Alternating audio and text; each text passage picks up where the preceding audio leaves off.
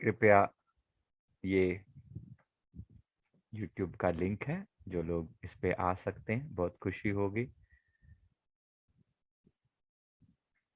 Right.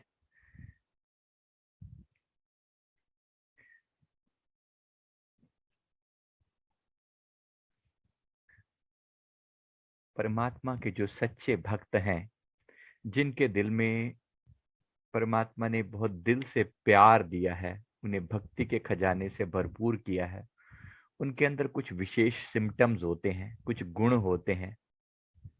ये गुण क्या होते हैं? एक सच्चे भक्त के अंदर क्या गुण होने चाहिए? आज हम इसके बारे में थोड़ी बात करेंगे। पहली बात, जो सच्ची भक्ति की व्याख्या, नवधा भक्ति की व्याख्या भगवान राम ने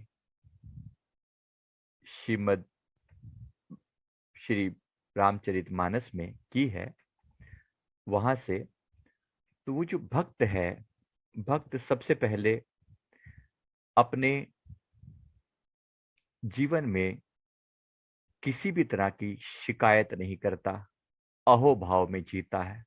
पहला स्टेप एक भक्त के लिए है कि वो धन्यवाद भाव में जीता है, वो अहोभाव में जीता है। एक भक्त के लिए सबसे बड़ा काम यह है कि वो अपने प्रभु को, वो जीवन से शिकायत खत्म कर दे, जीवन से शिकायत खत्म कर दे। जिसके जीवन में अभी भी कंप्लेंट्स बाकी हैं, वो भी पूर्ण भक्त नहीं हुआ। तो इसको अच्छे से दिमाग में बिठा लें। जो वो हर चीज में राजी है, वो हर बात में राजी है, वो हमेशा कोशिश करता है कि राजी हम उसी में जिसमें तेरी रजा है, यहाँ यूं भी वाह वाह है, यहाँ वो भी वाह वाह है। वो हमेशा राजी है, न सुकून दिल की आरजू, न किसी अजल की तलाश है, तेरी जुस्तजू में जो खो गई, मुझे उसी नजर की तलाश है। खुश रहता है वो, आनंद में जीता है, उसे वो मिल चुका है। वो जो सच्चा भक्त है, सबसे जीवन में शिकायत खत्म हो गई है। अब वो शिकायत किससे करे? शिकायत किससे करे? क्योंकि वो जिसके से भी शिकायत करता है, उसी में परमात्मा बसते हैं। वो ये मानता है कि कण कण में जब भगवान है, तो शिकायत किससे करे? ये कहता है, जब संतों ने कहा ना, जब भी शिकवा शिकायत हो, जानना तुम ही खलनायक हो। तो सच्चे भक्त के अंदर पहला जो गुण होगा वो शिकायत होगा, अशिकायत का भाव। इसका मतलब ये भी होगा कि जीवन में जो मिला है, उसमें वो पूरी तरह से राजी होगा, खुश होगा, आनंदित होगा। अपने अंदर कंपेयर करते जाना कि हमारे अंदर कितनी सच्चाई है। अब ये आप पर डिपेंड करता है कि कितनी सच्चाई आपके अंदर है। तो दिल से स्वीकार करना सच्ची भक्ति है, या अभी और इम्प्रूवमेंट की गुंजाइश है। नहीं तो मांगना परमात्मा से। ये भक्ति वो दात है जो मांगी जानी चाहिए। राइट? भक्ति दात सतगुरु धनी, बख्श रहे दिन रैन, जो आवे चरणार में पावे सुख और चैन। परमात्मा देने के लिए तैयार बैठा है, लेकिन कोई मांगे तब। भक्ति के लिए ये पक्की बात है कि मांगनी पड़ती है, स्वमेव नहीं मिल जाती, अपने आप नहीं मिल जाती। ठीक है? तो ये है, पहली चीज है अशिकायत का भाव। दूसरी चीज जो एक भक्त के अंदर होती है, वो सुख और दुख दोनों को समभाव में जीता है। अशिकायत, और दूसरा है समभाव। समभाव का मतलब होता है यथा दुख तथा सुख, यथा लाभ तथा हानि। जैसे भगवान श्री कृष्ण फरमाते हैं गीता में, सुख दुखे समे कृत्वा, लाभा लाभो जया जयो। लाभ हानि, जय और पराजय, सभी को समभाव से मानना। अब वो लाभ हो रहा है तो उसमें वो बहुत ज्यादा राजी नहीं होता, और हानि हो रही है तो उसमें वो बहुत ज्यादा दुखी नहीं होता। दोनों भाव में समभाव हो गया। तो समभाव उसकी दूसरी विशेष गुण है, जिससे वो राजी रहता है। राइट? दूसरा है समभाव। तो समभाव से वो राजी रहता है, वो सुखी नहीं होता, बहुत दुखी भी नहीं होता। दोनों चीजों में उसको पता है, ये सुख दुख तो संसार का खेल है। इस धरती पर आया है तो यहाँ सुख दुख का ये खेल चलता रहेगा। दोनों को समान रूप से स्वीकार करता है। दूसरा सिम्टम है, इसको अच्छे से अपने अंदर आत्मसात कर लेना, समान मानना।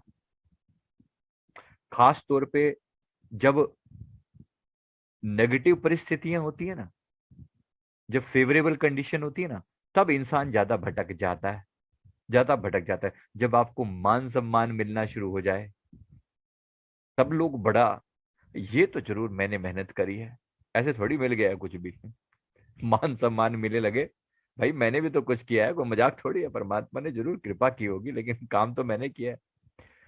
ये कहीं ना कहीं से अहंकार रूपी नाग जो है ना, डस लेता है आकर, मैंने भी कुछ तो किया है, परमात्मा ने किया होगा, लेकिन मैं उसके लिए रिस्पॉन्सिबल हूं, ऐसा वो मानने लगता है। समर्पण के भी कई लेवल होते हैं, किसी और सत्संग में विशेष रूप से आपको समर्पण के बारे में और विस्तार से बताएंगे। लेकिन यहां का मतलब है, जैसे ही हम समभाव में आ जाते हैं, खास तौर पे मीराबाई जी एक जगह लिखती हैं, मान अपमान दोऊ धर पटके, सुखमन सेज चढ़ी, मगन हुए मीरा चली। मान अपमान दोऊ धर पटके, दोनों को उठा के पटक दिया। काला मुकर मान का, कबीर साहब फरमाते हैं, काला मुंह कर मान का, आदर लाओ आग। क्या करो, मुंह का मान, जो मान सम्मान देना, मान सम्मान का मुंह काला कर दो। काला मुंह कर मान का, आदर लाओ आग, मान बड़ाई छोड़कर रहो चरण लो लाग। मान बढ़ाई छोड़कर रहो चरण लव लाग। परमात्मा के चरण कमलों के साथ ऐसा प्रीत का दृढ़ भाव हो कि बस उन्हीं चरणों के साथ एक रूपता हो जाए। काला मुकर मान का, आदर लाओ आग, तो ऐसा कर लेना, आदर को आग लगा के सारी बातें छोड़कर सतगुरु के चरणों से प्यार हो जाए। काश हमारा भी इसी तरह गुरु चरणों में प्यार हो जाए। मांगना, ये मांगने लायक चीज है, ये गुण ऐसा है जो अपनाने लायक है, ऐसा होना चाहिए। तो दूसरा जो हमने गुण जाना वो है समभाव में जीना, समभाव में जीना। और तीसरा जो गुण है, तीसरा जो गुण है वो हमेशा अपने मन के साथ अपने मन को समझाता रहता है। एक भक्त जो है, अपने आप से, उसकी सारी शिकायतें अपने आप से हैं, सारी शिकायतें। पहली बारे में मैंने कहा कि भगवान से कोई शिकायत नहीं, लेकिन अपने आप से उसकी उम्मीदें बहुत ज्यादा हैं। दूसरों से नहीं, दूसरों से कोई उम्मीद नहीं करता, खुद से बड़ी उम्मीद करता है, खुद से बड़ी उम्मीदें लगाता है। यहां तक कि परमात्मा से भी वो ज्यादा उम्मीद नहीं रखता। मैंने क्या बोला, शायद कुछ लोगों को मेरी बात पल्ले ना पड़ी हो। परमात्मा से भी वो ज्यादा उम्मीद नहीं रखता, वो उम्मीदें अपने आप से रखता है। क्योंकि परमात्मा से भी अगर अगर परमात्मा से उसने उम्मीद रखी कि परमात्मा को ऐसा करना चाहिए, ठीक है, इसका मतलब क्या हो गया, इसका मतलब वो उसकी रजा में राजी नहीं है। परमात्मा ने उसको ना दिया तो इसने मन से कुछ मांग के बैठ गया कि ऐसा होना चाहिए। अरे इतनी हेल्प तो प्रभु को करनी चाहिए। प्रभु हेल्प नहीं करना चाहते किसी भी कारण से, वो आपको आपके बाजुओं में ताकत देना चाहते हैं, वो आपकी हिम्मत बढ़ाना चाहते हैं, वो आपको ताकत देना चाहते हैं, वो आपको चाहते हैं कि आप अपनी बुद्धि को डेवलप करो, विकास करो। इस प्रॉब्लम आपको दी ही इसलिए गई है, और आप ये उम्मीद लगाकर बैठे हो कि प्रभु आपका हाथ पकड़ के यहाँ से बाहर निकाल देंगे। आपको मुसीबत, आपको ऐसा फील होता है कि प्रभु आपका हाथ पकड़कर यहाँ से बाहर निकाल दें, प्रभु चाहते ही नहीं ऐसा हो। फिर क्या करोगे, फिर क्या करोगे, उम्मीद नहीं करना। ये मेरी बात को जरा गांठ बांध लेना, समझ में नहीं आएगी सबके आसानी से। परमात्मा से भी उम्मीद नहीं करना, सारी उम्मीदें स्वयं से, सारी उम्मीदें स्वयं से, सारे शिकवे शिकायत अपने आप से। दूसरों से कोई शिकवा नहीं, कोई शिकायत नहीं, अपने आप से बहुत सारे शिकवे, बहुत सारी शिकायतें। थोड़ा अजीब लगेगा बात को सुनने में, लेकिन ये शिकायत ही उसको इंप्रूव करती है, ये शिकायत ही उसको और ऊंचा चढ़ना सिखाती है। बात कुछ पल्ले पड़ रही है, समझ में आ रही है? हाँ जी, सभी से पूछ रहा हूं, बात पल्ले पड़ रही है? खुद से शिकायतें बहुत सारी हैं, दूसरों से कोई शिकायत नहीं है। परमात्मा से कोई शिकायत नहीं है, लेकिन खुद से बहुत शिकायतें हैं अपने आप से कुछ शिकायतें, या राजी हैं हम जैसे हैं, गधे हैं घोड़े हैं जैसे हैं, राजी हैं हम अपने आप से? राजी हैं या शिकायत है अपने आप से? शिकायत करना, खुद से शिकायत वैलिड है, क्योंकि खुद से शिकायत करेगा तभी तो इंप्रूव करेगा, तभी तो ऊंचा उठेगा, तभी तो वहां से बाहर आएगा। समझ में आ रही है ये वाली बात? हाँ जी, समझ में आ रही है? राइट। परमात्मा से कोई शिकायत नहीं, दूसरों से कोई शिकायत नहीं, लेकिन खुद से है, खुद से शिकायतें हैं। ये तीसरी बात। राइट। चौथी बात, प्रेम और समर्पण में जीता है भक्त। प्रेम में जीता है, समर्पण में जीता है, लॉजिक छोड़कर अपने प्रभु की आनंद में जीता है। वो प्रेम उसके जीवन का सार है, सारा एक्सट्रैक्ट है। प्रेम भक्ति योग का, भक्त का जीवन है। वो प्रेम में जीता है।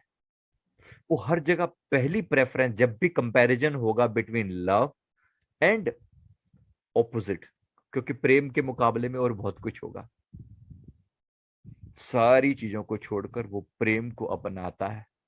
वो तर्क वितर्क छोड़ देता है, वो तर्क वितर्क छोड़ देता है, वो पैसे का भी त्याग कर देगा, प्रेम का नहीं। कॉम्प्रोमाइज करना होगा जहां पर भी। देखो, एक तरफ आपका ऑफिस है, काम पे जाना है, एक तरफ सदगुरु ने कुछ काम दे दिया आपको। अब जिसको जिसमें प्रेम होगा वो उसी तरफ खींचेगा, आया ना? बात समझ में आ रही है? जिसको जिधर प्रेम होगा वो उधर ही तो खींचेगा ना। एक तरफ ऑफिस है और एक तरफ प्यार किधर है आपका, ये डिपेंड करता है। लॉजिक तो बोलेगा क्या काम ना करूं, पैसे ना कमाऊं? कमाओ, लेकिन कभी प्यार की बात आ जाए, कभी कंपैरिजन आ जाए, कभी गुरुदेव परीक्षा हेतु कुछ ऐसी कृपा कर दें, कुछ बात कह दें ऐसी कि भाई देख लो, ये काम ऐसे आज ही करना है, अभी करना है, और उसी दौरान आपका कोई काम पेंडिंग है, तो सारे काम छोड़कर पहले गुरु का काम पकड़ लेना। जिस जिसने भी गुरु के वचनों को प्रायोरिटी दी है संसार में, उसको कभी भी हार का सामना नहीं करना पड़ा। ठीक है। हमारे दरबार के एक भक्त जी, एक समय पुरानी बात है, वो वो जो है गुरु दरबार में जब जाते थे तो वो पूरी तरह से अपना टाइम नहीं देखते थे, मतलब गुरुदेव के चरणों में समर्पित थे, तो समय नहीं देखते थे कि कितना समय लगा, कितना मतलब जाऊंगा तो अपने अपने हिसाब से परमिशन लेकर, लेकिन आऊंगा उनकी परमिशन से, जब वो कहेंगे तब आऊंगा, नहीं तो नहीं आऊंगा। एक बार वो गए, गुरु दरबार में गए, तो गुरुदेव ने कुछ ऐसी लीला रचाई कि उनको वहां पर जाने की आज्ञा नहीं दी। अब जब तक गुरुदेव खुद आज्ञा ना दे, वो आज्ञा मांगते नहीं थे, उन्होंने नियम बनाया हुआ था। अब उन्होंने आज्ञा नहीं दी गुरुदेव ने, तो उन्होंने आज्ञा ना मांगी। अच्छा, इस दौरान बीच में वो वकील थे, उनकी किसी पर्टिकुलर मुकदमे में उनकी पैरवी उनकी तरफ से, मतलब वकील थे तो वकील का जो काम होता है जाकर किसी मुकदमे में कोई गवाही देनी, कुछ बोलना, कुछ ऐसे था उनका जो भी काम था, वहां साइन वाइन करने थे, पूरे ही गवाही देनी थी। तो अब उसके उनके मन में एक बार तो आया, एक सेकंड के लिए, कि भाई काम पेंडिंग है, लेकिन उन्होंने तुरंत उस बात को इनकार कर दिया कि जो हो जाए, मैं अपने सदगुरुदेव भगवान जी की आज्ञा के बिना यहां से नहीं जाऊंगा। अगर वो घट घट के अंतर की जानने वाले, क्या उन्हें नहीं पता कि मेरा कोई काम पेंडिंग है, हाँ या ना? जब वो जानते हैं तो काम भी वो पूरा करेंगे, जो होगा देखा जाएगा। ज्यादा से ज्यादा क्या, वर्स्ट केस में क्या, बुरे से बुरा क्या हो जाएगा, नौकरी से निकाल देंगे। गुरु के चरण है ना, गुरुदेव के चरण है ना, वर्स्ट केस क्या होगा, मान लिया उन्होंने दिल से इस बात को, नहीं गए। काफी दिन बाद जब गुरुदेव ने परमिशन दे दी कि ठीक है अब जाओ, तो ये गए। और जाते ही जब ये अपने टाइम से गए, उस पुरानी बातें हैं, उस समय में आने जाने के साधन सीमित से हुआ करते थे, कोई फोन वोन होते नहीं थे, चिट्ठियां विट्ठियां भी बाद में मतलब चली, इतनी इतनी कॉमन नहीं थी ना। अब आज डालो तो 4 दिन बाद, 6 दिन बाद, 8 दिन बाद, 10 दिन बाद चिट्ठियां पहुंचती हैं, चिट्ठियां भी कौन सी एकदम से होती थी। तो वो कुछ ऐसा कर नहीं पाए। तो फाइनली जब घर गए तो सबसे पहले कोर्ट पहुंचे अपनी गलती के लिए क्षमा मांगने के लिए। फलाने दिन तारीख थी, मेरे को उपस्थित होना चाहिए था, मैं नहीं आया, मैं क्षमा चाहता हूँ, मुझे माफ कीजिए। वो जज के सामने पहुंचे और जाकर जैसे उन्होंने कहा कि मैं क्षमा चाहता हूँ, मैं उस दिन आ नहीं पाया, इस दिन मेरी डेट थी, मैं आ नहीं पाया, मैं क्षमा चाहता हूँ। जज उसके चेहरे को देखकर हैरान है, कहते कैसा मजाक करते हो आप भी। आप उस दिन आकर सारे सिग्नेचर कर गए हो, कार्रवाई जो भी करनी थी सारी पैरवी कर गए हो, जो आपने करना था सारा कुछ करके गए हो। वो जो भी केस वेस था जो भी था वो सुलझ भी गया है मामला। तो आप ये कैसे कह रहे हो, ये आप अजीब सा मजाक कर रहे हो हमारे साथ कि आप कह रहे हो कि मैं तो था ही नहीं वहां पर। तो उसने कहा कि मैं कब आया। और सबने सोचा कि मजाक कर रहे हैं, तो उनके सिग्नेचर दिखाए वहां पर कि साइन वाइन करके गए हुए हैं, उस दिन डेट पड़ी हुई है, साइन किए हुए हैं, और वो जो मामले की कार्रवाई वारवाई सब हो गई है। सबने कहा कि हाँ बड़े आपने बड़े तर्क वतर्क जो भी करने थे सब दिए, सब हो गया। अब ये बड़े हैरान है, देखते हैं। अब और तो भक्त क्या करेगा, भक्त को तो भरोसा एक ही का है। उन्होंने वहीं दंडवत प्रणाम किया कि हो ना हो, ये मेरे करुणामयी सरकार की कृपा है, जो दिल की जानते हैं सबकी, बोलते कुछ है नहीं, ऊपर से सबके दिलों की जानने वाले वो घटघटवासी भगवान जो बैठे हैं ना, बस उसको भरोसा है उन पर, उसको भरोसा है अपने भगवान पर। वो लगातार प्रेम भाव में जीता है, वो आनंद भाव में जीता है। तो वो ये भक्त का अपना अपनापन है, भक्त का प्यार है। उस दिल के सारे रिश्ते अपने सदगुरु के साथ जोड़ता है, लेकिन उम्मीद उससे भी नहीं करता अपने आप से। शिकायतें हैं उसको, उम्मीद अपने आप से है जो भी है, परमात्मा से भी वो उम्मीद नहीं करता। लेकिन ये जानता जरूर है कि परमात्मा उसका अकल्याण कभी नहीं होने देंगे। ठीक है? चौथी जो बात एक भक्त के अंदर होती है, कण कण में परमात्मा को देखता है। कण कण में परमात्मा को देखता है, ये भक्त का बड़ा उत्तम गुण है। कण कण में परमात्मा को देखता है, जब भी कोई बात आएगी वो हमेशा अपने दिल में ये भाव करेगा, हर जगह हर घड़ी मेरे भगवान मेरे इष्ट मौजूद हैं, मेरे प्रभु मौजूद हैं। ये बात बड़ी ऊंची है, ये बात बड़ी ऊंची है। सिया राम मैं सब जग जानी, करहूं प्रणाम जोरी जुग पानी। तुलसीदास जी फरमाते हैं, सिया राम मैं सब जग जानी, करहूं प्रणाम जोरी जुग पानी। हाथ जोड़कर सबके आगे नमन करता हूं। जड़ चेतन जग जीव जत, सगल राम मैं जान, वंदऊ सबके पद कमल, सदा जोरी जुग पान। मैं दोनों हाथ जोड़कर वंदन करता हूं सभी को, जो ये जानते हुए कि सभी के अंदर मेरे प्रभु का वास है, ऐसा मानते हुए मैं सबको वंदन करता हूं। हमारे गुरु दरबार के एक भक्त हुए, उन्होंने उन्होंने एक बार अपने गुरुदेव के आगे, वो लंगर में ना रोटी बनाते थे, लंगर में रोटी बनाते थे। अब लंगर वाले की क्या होती है, ड्यूटी है ना पूरी, जैसे भाई अब लंगर का अपना एक टाइम है, राइट। लंगर चल रहा है, वो अपना जो रोटी बनाने की जो सेवा है वो कर रहा है। अब बीच में क्या होता, कभी कभी गुरुदेव बीच में आ गए और दर्शन देने के लिए आ जाते। सबके सबको टाइमिंग पता होती तो सब लोग पहुंच जाते। लेकिन ये लंगर वालों के साथ क्या होता, लंगर बनाने वालों के साथ, मतलब खाना बनाने वालों के साथ, लंगर माने खाना बनाते हुए, अब इनके पास टाइम ही नहीं होता कि भाई हम मैं जाके दर्शन करूं वहां पर। इनके मन में बड़ा कई बार आए कि भाई सब लोग इतने भाग्यशाली हैं, गुरु के दर्शन कर लेते हैं, मुझे तो समय नहीं मिलता, मैं तो दर्शन कर ही नहीं पाता।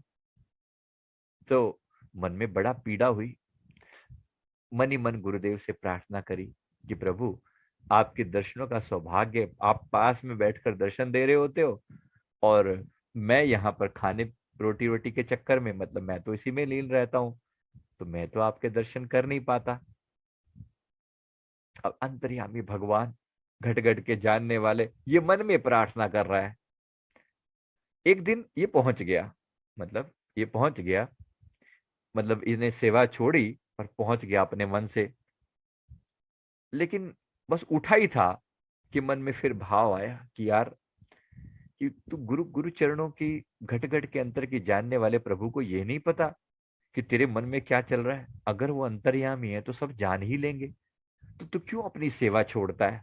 बड़े भाग्य से गुरु दरबार की सेवा मिली है, तो गुरु दरबार की सेवा क्यों छोड़ता है? तू सेवा में लग। परमात्मा अंतर्यामी भगवान मेरे सब जानते हैं, वो अपने आप करेंगे। तेरा राम जी करेंगे बेड़ा पार, उदासी मन काहे को करे। ऐसा कहकर मन को समझाया और वहीं बैठ गया। अब मन से नेत्रों से टप टप आंसू बहने लगे कि प्रभु, कितने सुंदर दर्शन आप वहां पर दे रहे होगे।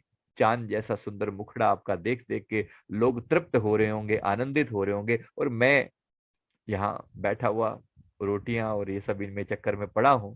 मन में भाव उमड़ा। एक भक्त के हृदय के पास एक सरल हृदय है। वो शिकायत नहीं कर रहा किसी को, बस अपने भगवान से बातचीत चल रही है। अपने भगवान से बड़ी बातचीत चल रही है। ऐसी लीलाधारी भगवान ने कृपा दृष्टि करी। यहाँ नेत्रों से एक आंसू प्रेम का टपका, और कुछ ऐसी लीला रचाई कि लीलाधारी ने, भगवान सदगुरुदेव भगवान जी ने। अब वो रोटी को जब देखता है, मतलब रोटी जो बेल रहा है, रोटी जो बना रहा है, और रोटी को जब ऐसे बेलता है, सामने रोटी रखता है, तो देखता है उसके अंदर, रोटी के अंदर, गोल रोटी के अंदर गुरु महाराज जी के सुंदर दीदार जो वहां हो रहे हैं वो यहाँ हो रहे हैं। हैरान हो गया देख के। अरे, मैं आंखों से आंसू नहीं रुक के देते, भाई ये क्या लीला रचा रखी है प्रभु ने। रोटी को देखता है तो उसमें, और वहां पर तवे पर नजर डालता है तो वहां उसके अंदर वैसे ही मुखड़ा चमचमा रहा है उनका। अपने हृदय के अंदर झांकते हैं, आंखें बंद करते हैं तो अंदर में बैठे हैं। आंखें मस्तक के ऊपर देखते हैं तो मस्तक पे बैठे हैं। कहते जहां जहां दृष्टि डालता है वहां वहां उसको सदगुरुदेव भगवान जी के सुंदर दीदार होते हैं। अब क्या बोलोगे फिर, बताओ। एक भक्त के पास इतना प्रेममयी हृदय है, खिल गया, रोम रोम खिल उठा उसका, आनंद से विभोर हो गया। मैं जिस परमात्मा को ढूंढने के लिए लोग लोग जो है इतने इतने एफर्ट डाल रहे हैं, वो घटघटवासी भगवान मेरे हृदय में बैठकर मुझे यहाँ पर कण कण में दर्शन दे रहे हैं। अब इससे ज्यादा क्या कहें। ये भक्त का सरल हृदय, भरोसा, अपने प्रभु के प्रेम पर भरोसा, बस वो जानता है, वो सबके दिलों की जानता है, वो मेरे भी जानेगा और काम पूरा करेगा। असल में वो और ये, यानी कि आपके अंदर जो बैठा है अलग थोड़ी है वो।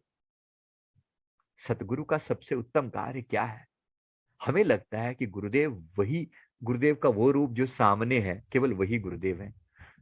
मतलब हम उनके भौतिक स्वरूप के साथ प्रेम करते हैं ना, उत्तम है। हिंदू धर्म में ये परंपरा कि मूर्ति में भगवान को देखते हैं, बाकी लोगों की बुद्धि में नहीं जाता। कभी कभी विमूर्ति में भगवान को देखते हैं तो क्या। अरे, जड़ चेतन जग जीव जत सगल राममय जान।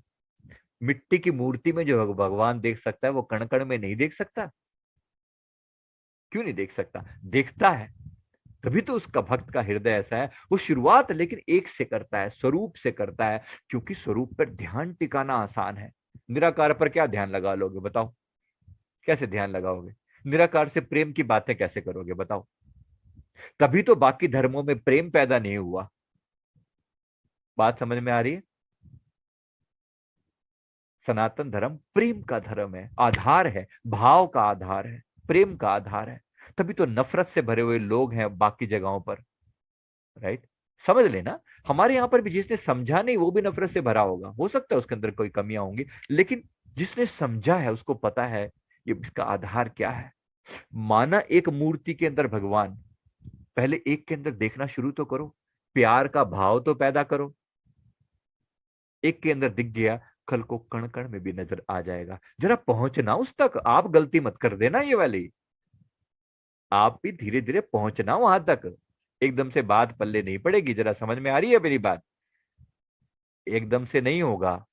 हाँ जी, पहले पड़ रही है बात ये वाली। जाग रहे हैं सब? नहीं, पता नहीं चलता आधे लोगों का तो। एक तो मोबाइल ही वो वीडियो ऑफ होते हैं तो बस वो छोड़ ही दो बात को। चलो मान लेते हैं कि समझ में आ रहा होगा।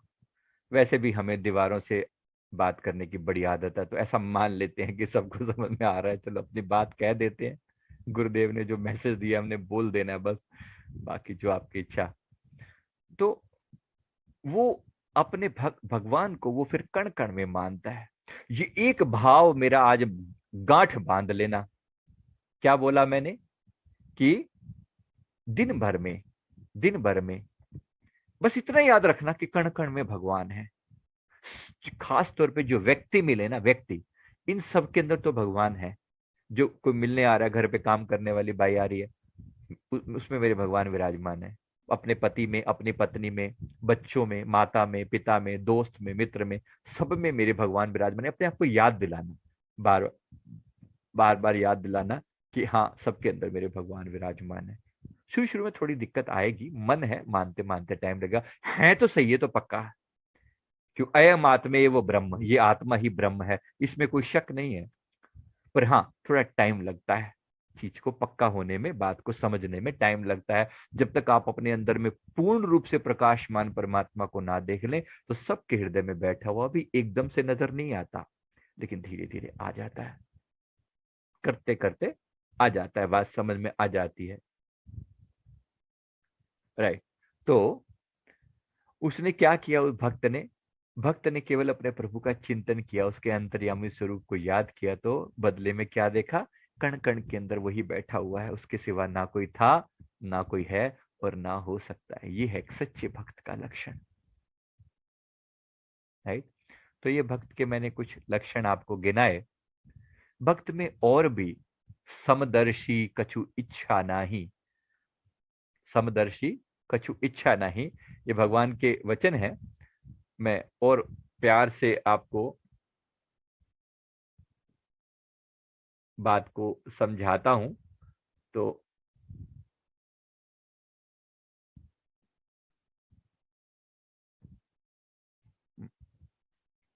जिसके अंतर में ये क्लैरिटी आ चुकी है, वो परमात्मा के स्वरूप को एक साथ मानता है, और भगवान को हर रूप में वो गिनता है। राइट। मैं आपको एक बार, ये इसकी जो व्याख्या है, तो ये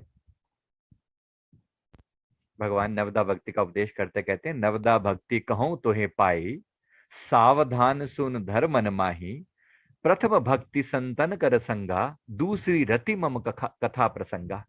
तो भक्त को बड़ा आनंद आता है कथा में, प्रसंग में, भगवान के साथ। मतलब वो चल रहा है कि वो उसकी उसकी कथा हो रही है, उसकी याद आ रही है, उसकी बातें, तो उसमें उसको बड़ा आनंद आ रहा है। मैं तुझसे नवधा भक्ति की बात कहता हूं, तू सावधान होकर सुनो और मन में धारण कर। पहली भक्ति है संतों का संग होना, जहां बैठकर परमात्मा की याद आ जाए, वही सत्संग है। सत्संगति कैसी जानिए? जिथो इक्खो नाम वखाणिए, परमात्मा के नाम की जहां चर्चा हो, वो संतो वो सत्संग है। इसी तरह से फिर आते, गुरुपद पंकज सेवा तीसरी भक्ति अमान, चौथी भक्ति मम गुण करे कपट तज गान। प्रभु फरमाते हैं, मेरे मेरे गुणों का गायन करे, कपट को तज कर मेरे गुणों का गायन करे। तीसरी भक्ति अपने गुरु की सेवा करे। चौथी भक्ति कपट का, ये लक्षण ही तो बता रहे हैं, परमा भक्त के लक्षण बता रहे हैं, उसको क्या करना चाहिए। फिर क्या कहते हैं आगे चलकर, मंत्र जाप मम दृढ़ विश्वासा, पंचम भजन सो वेद प्रकाश। मंत्र जाप, परमात्मा के नाम का जाप करता है, और दृढ़ विश्वास के साथ करता है, भरोसे के साथ करता है कि मेरे प्रभु मेरे इस मंत्र को ध्यान देकर सुन रहे हैं। क्या सुन रहे हैं? मेरी बात को फिर से याद दिला दूं, ये वाली बात क्या बोला मैंने? जब मंत्र जाप करें ना, तो ये मानकर करें कि मैं जो कह रहा हूं मेरे प्रभु सामने बैठकर सुन रहे हैं। तो आपको मंत्र का आनंद पता चलेगा कि मंत्र जो जाप किया जा रहा है, उसका मीनिंग क्या है, हाउ ब्यूटीफुल इज दैट। ठीक है। तो प्यार से मंत्र जाप में रुचि लेना, जपना तो प्यार से जपना, आनंद से जपना, भाव से जपना। फिर आगे चलकर फरमाते हैं, छठ दम सील बिरत बहुकर्मा, निरत निरंतन सज्जन धर्मा। छठी है इंद्रियों का निग्रह, मतलब कुछ भी फालतू ना देखे, फालतू ना करे, फालतू ना बोले। शील, अच्छा स्वभाव रखे, और बहुकर्मा, बहुत कार्यों से वैराग्य रखे, और परम अपने संतों के निरंतर धर्म में लगा रहे। इसी तरह से आगे चल के फिर फरमाते हैं, सातम सम मोहे में जग देखा, जो मैं पहले बता चुका हूं, कण कण में परमात्मा को देखना। मोते संत अधिक कर लेखा। भगवान फरमा रहे हैं मुझसे ज्यादा महत्व संतों को देना। देखो लिखा है ना, मोते संत अधिक कर लेखा। जो संत गुरु चरणों के साथ जोड़े उनको ज्यादा महत्व देना। बात बड़ी अजीब लगेगी सुनने में, ये क्या मतलब हुआ, अरे भगवान से बड़ा कुछ कुछ है? बिल्कुल भी नहीं है। लेकिन यहाँ ये भगवान खुद फरमा रहे हैं, सातम सब मोह में जग देखा, मोते संत अधिक कर लेखा। कि उनको ज्यादा जानना, महत्व देना, प्यार देना, तो उनसे कनेक्ट होना। आठम यथा लाभ संतोषा, जैसा लाभ वैसा हानि। ये मैं पहले बता चुका हूं आपको। स्वप्ने हूं नहीं देख ही पर दोषा, सपने में भी दूसरों के दोष ना देखे। राइट, निंदा ना करे, पराये की निंदा ना करे। आठवीं होगी। अब कहते हैं नवम सरल सब सन छल ही ना, मम भरोसे ही हर्ष न दीना।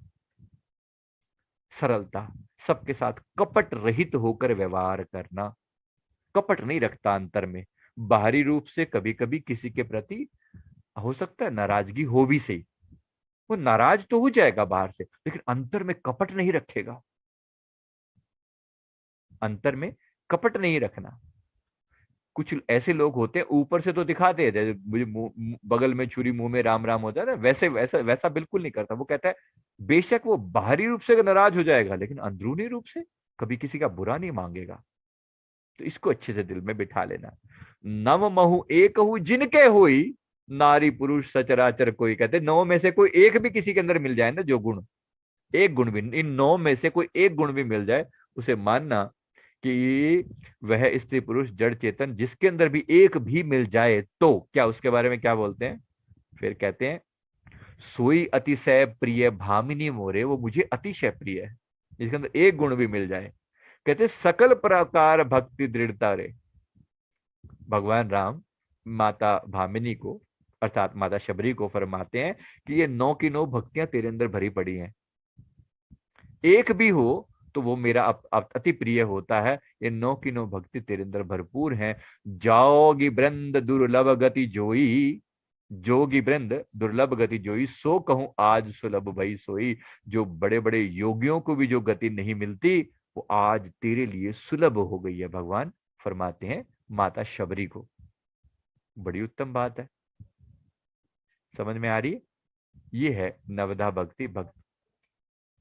भक्त के सिम्टम, भक्त का प्यार, भक्त के अंदर जो है ऐसे सिम्टम हो, तो ऐसा भक्त जो है परमात्मा को अतिशय प्रिय होता है। बात समझ में आ गई है? तो इस इन गुणों को अपने अंदर अपनाने की चेष्टा आप भी करें, मैं भी करूं। हम नहीं कह रहे कि हम के सारे गुणों से भरपूर हैं, ऐसा कदापि नहीं है।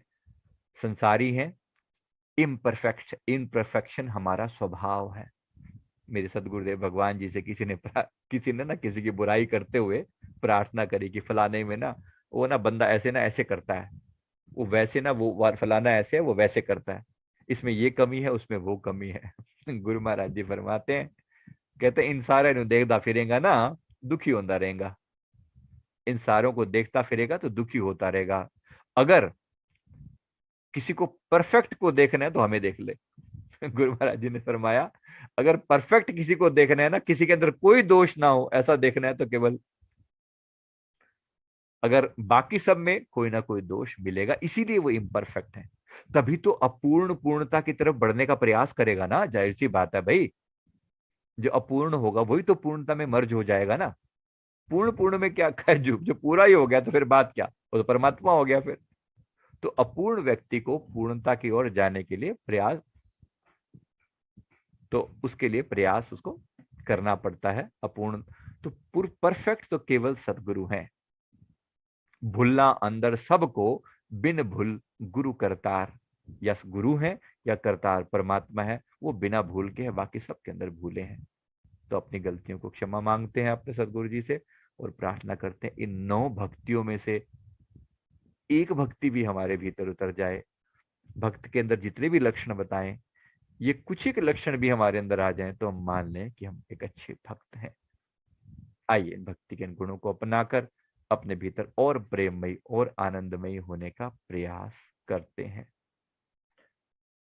Thank you very much. बोलो जयकारा, बोल मेरे श्री गुरु महाराज की जय। श्री सतगुरुदेव भगवान की जय। Thank you very much. बहुत बहुत शुक्रिया, बहुत बहुत शुक्रिया। आपको समझ में आ जाए तो ठीक, ना समझ में आ जाए तो ठीक। अब इससे ज्यादा कुछ और कहने की बात नहीं है। Thank you very much. अभी सत्र को यहाँ पर समाप्त करते हैं। आज के सत्र बस इतना ही। Thank you very much. यहाँ पर समाप्त करते हैं। YouTube पर जिन्होंने लाइक नहीं किया है, प्लीज वो लाइक कर दें, एक बार इसको, वीडियो को लाइक कर दें। Thank you very much. Like कर दें। जिन्होंने नहीं किया वो एक बार YouTube से यहाँ पर शिफ्ट होके YouTube पर शिफ्ट हो जाएं।